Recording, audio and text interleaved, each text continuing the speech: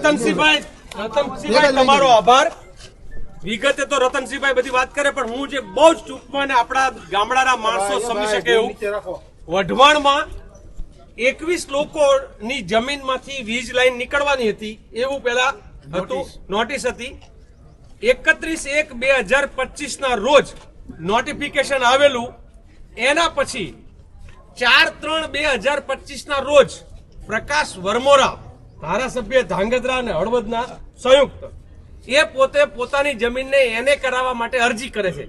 Notification જ્યાં આવી જાય ત્યાં એને થઈ શકે નહીં, અને તેમ છતાં કારણ કે કોના બાપની ધોરાજી જેવું નથી કહેતા કે આ બધું આ જે છે એમણે પોતે 4/3 અરજી કરી 29 દિવસમાં એમની જમીન 20 વીઘા એને થઈ જાય।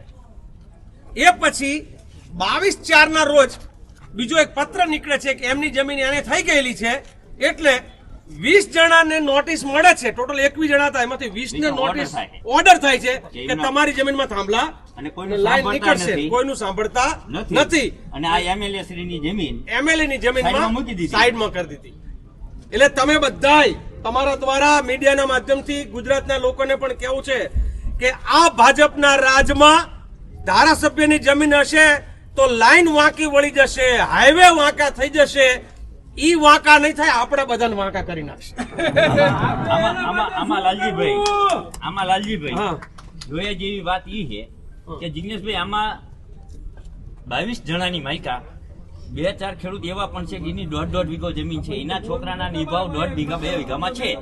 તો એમએલએ સાહેબની 20 વીઘા જમીન હોય તો એમએલએ ની જમીનમાં 20 વીઘામાં એને ડિસિઝન લેવાનું, એને ડિસ્કસ કરવાનું, એવું નોટિંગ મારે તો 4 વીઘાનો ખેડૂત છે એના છોકરાની જમીન છીનવાઈ જાય, એના રોટલાનું ડિસિઝન નહીં લેવાનું। એટલે ધારાસભ્ય માટે થઈને ગરીબ મરતો હોય તો મરે, નાનો ખેડૂત મરવું હોય તો મરે, રાજા જીવતો રહેવો જોઈએ। આ ધારાસભ્યો એ આજકાલ ગુજરાતના રાજા બાદશાહ બની ગયા છે। આમાં બીજું એક આના મળતી લાલજીભાઈ, ઓલા જબલપુરના ખેડૂત આવ્યા છે અહીંયા, ટંકારાના જબલપુરના ખેડૂત ભાણજીભાઈ લાલજીભાઈ,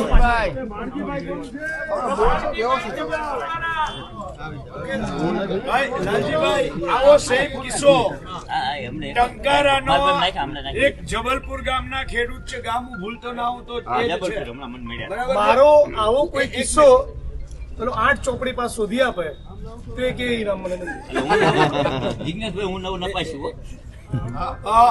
મહત્વની વસ્તુ એ છે થોડા કરતા હોશિયાર છો જિગ્નેશભાઈ, મહત્વની વસ્તુ એ છે કે આવો ને આવો કિસ્સો, અને આનાથી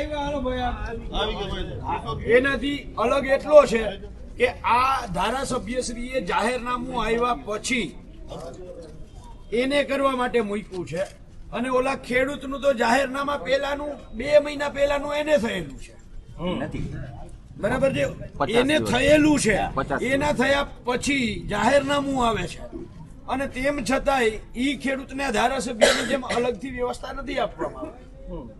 એનું તો પહેલાથી બિનખેતી છે।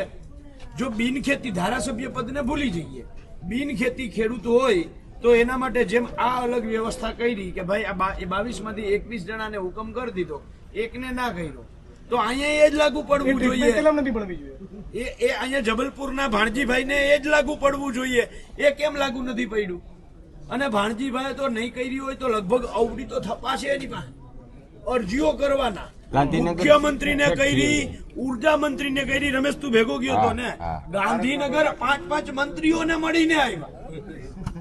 કાનજીભાઈ નું ન થાય, કારણ કે એ ધારાસભ્ય, ભાજપના ધારાસભ્ય કૌંસમાં દલાલ નથી એટલે એમનું ના થાય। એના માટે તમારે ભાજપનો ધારાસભ્ય અને કૌંસમાં દલાલ બનવું પડે। ગાંધીનગરમાં ધારાસભ્યો નથી મોકલતા, આપણે આજકાલ શું મોકલીએ છીએ? દલાલ મોકલીએ।